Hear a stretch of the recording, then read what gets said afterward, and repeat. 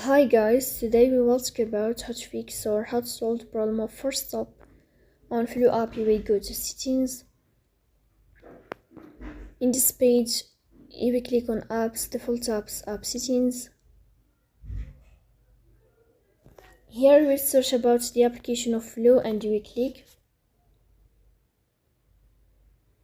In this page of app info, you will click on Forcestop and you will click OK. Here you will enter to storage.